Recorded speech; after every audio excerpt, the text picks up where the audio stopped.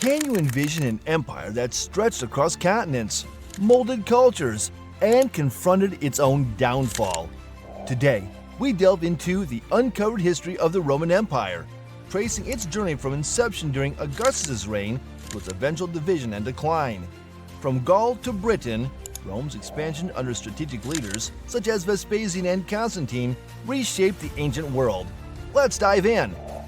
After Augustus became the emperor in 27 BC, Rome grew at a fast pace.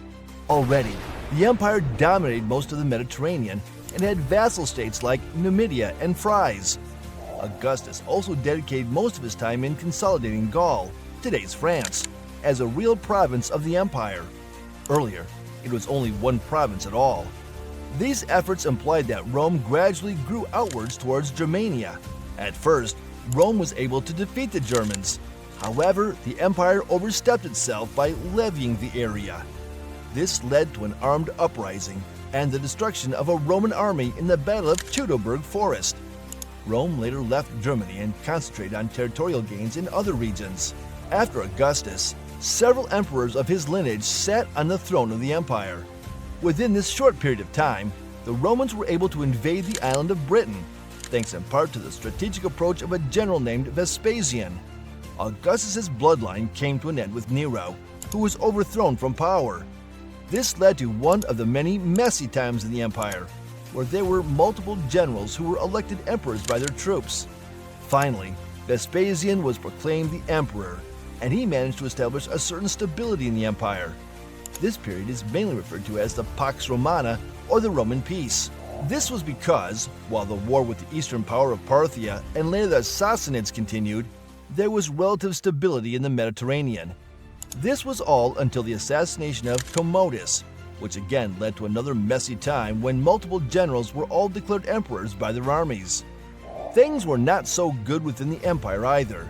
Indeed, Rome's internal struggles meant that most of the time their armies were not available to help the locals fend off raids.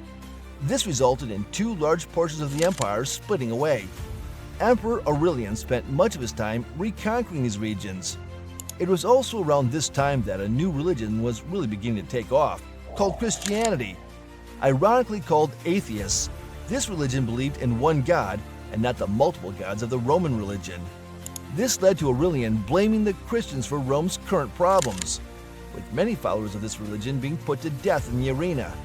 The second messy time came to an end with the rule of Diocletian, who split the empire into four smaller empires, each led by a Caesar. Diocletian educated the sons of these individual Caesars in the art of ruling, with one called Constantine joining his father in Gaul and Britannia. Constantine was crowned Caesar in Britain by his troops following his father's death, and quickly began to take over large portions of the other Caesar's empires.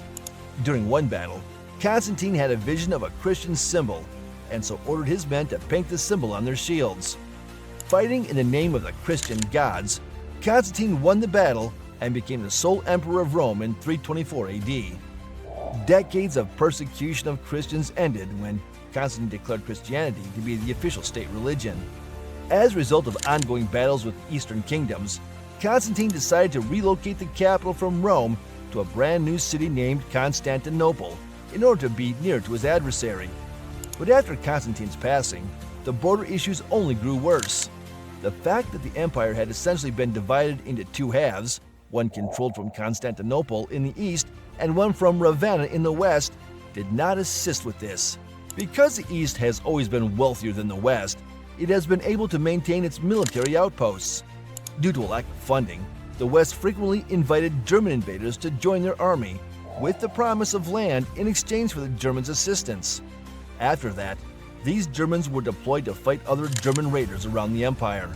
The West gradually faded away, reaching a breaking point in 410 AD when they refused to pay the Visigoths, a group of Germans who had devastated Rome in retaliation.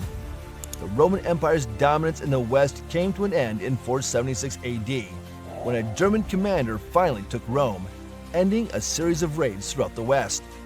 The fall of Rome in 476 AD is widely seen as the end of the Roman Empire, despite the fact that the eastern part of the empire remained and was more Greek than Roman. We appreciate your interest in our videos. If you enjoyed it, don't forget to like, comment, and subscribe.